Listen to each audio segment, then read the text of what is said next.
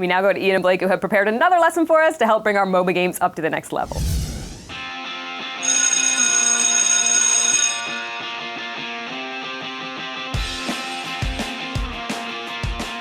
Greetings, ladies and gentlemen, and welcome to the 6th episode of MOBA-nomics 101, where we educate you on the world of MOBA games. A lot of people feel like the word MOBA is a poor way to describe this type of games, even with Gabe Newell himself saying in his interview with Gamma Sutra that arts or action real-time strategy is a better term for it. And before the internet raises the pitchforks against me for disagreeing with Gabe, let me just say that on some level I actually agree with him. Perhaps for games like League of Legends, Heroes of New Earth or Dota 2, arts is actually a better term, since it gives the potential gamers a good idea of what's going on and what to expect from a game. However, with time, game developers got quite creative, and this genre evolved into something much bigger, making the real-time strategy part of the acronym quite incorrect in some cases and very irrelevant in others.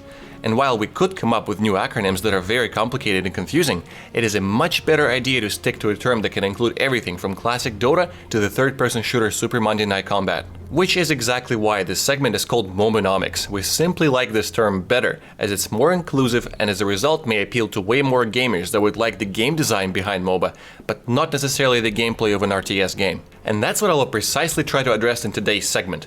MOBA is not just a game with a top-down view with you controlling the same hero for 40 minutes. It can be much more and much different than that. And I firmly believe that with time, we're going to see more MOBA elements fusing with virtually every single genre out there, similarly to how we can see elements from the role-playing games or RPGs in most games that are released today. So let's check out some MOBA games. Smite. This is essentially a classical MOBA game, but in third person. It doesn't sound like it's much different from Dota besides the camera angle, but believe me, it changes almost everything. You have full control of where you want to walk with the standard WASD controls. You're fully responsible for where you're facing and being aware of what is actually behind you. This is a very interesting approach to MOBA, and it does require a special way of thinking to fully understand the most effective tactics. Oh, and here's the best part, it's completely free to download and play. Just follow the link below. Super Monday Night Combat. This one is a cool-looking third-person shooter that utilizes a lot of the elements from the original Dota, from creeps pushing the lane to how the characters level up. This game is fast and fun with quite a few interesting game modes and character classes, and guess what? This game is also completely free to play. Awesomenauts, a 2D action platformer MOBA game. I don't think there is a need to explain what this means. Just know that this game is incredibly fun to play, especially with friends, and reminds me of Nintendo's Super Smash Bros. Series, but with obviously different mechanics that are inspired by the original Dota.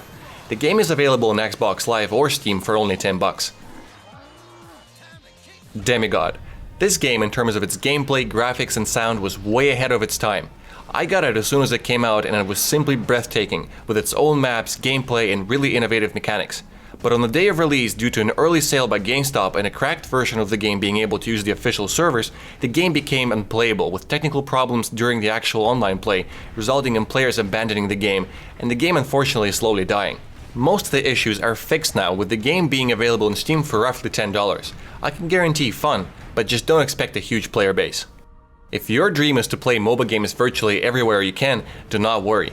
Gameloft has you covered with Heroes of Order and Chaos, a full MOBA game right on your smartphone, available for both Android and iOS, absolutely for free. Due to the nature of the game, make sure you have a good and stable connection, otherwise you might see some connectivity issues and disconnects. After this year's E3, we also know that you'll be able to play a MOBA game in the DC universe with Infinite Crisis launching sometime in 2013. If you're a fan of the Lord of the Rings series, Monolith Productions has Guardians of Middle-earth for you, available on Xbox Live and PlayStation Network. Blizzard also announced that it is developing its very own MOBA called Blizzard All-Stars, but the game seems to be a long way from release, with a brand new development team and a complete reboot started back in 2011. I'm personally very excited for that one. And this wraps up our short preview of what MOBA games are out there. There are many more available and even more in development. Make sure to tune in for our next episode as Stephanie plays some Dota 2 for the very first time. I'm willing to bet that she won't be able to handle Dota, but I guess we'll see if she's up for the challenge. Until next time, class dismissed. And that'll do it for us this week. Thanks to Yazid and Adam, as well as Blake Seymour. Always special thanks to Adam Perry in the Last Game Store. We'll see you next time. And welcome back. We're going to keep things going with the... What are we talking about? Don't even remember. All right. And again. Disappeared. No, here. Oh, it's in the The man force The there. abyss, yeah. All 4 hair on my chest.